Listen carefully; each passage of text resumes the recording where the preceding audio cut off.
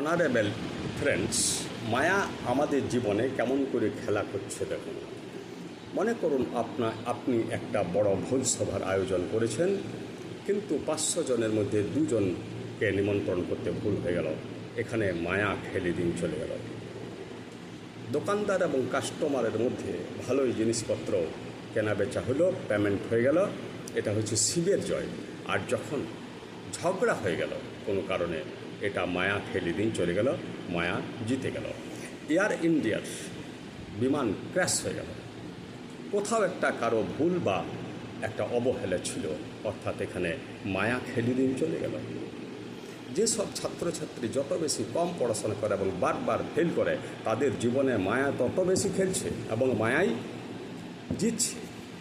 2 জন বন্ধুর মধ্যে দীর্ঘদিন ধরে মেলামেশা চলছে, এটা শিবের জয়। আর যখন ঝগড়া হয়ে গেল, তখন মায়া জিতে গেল। নমস্কার।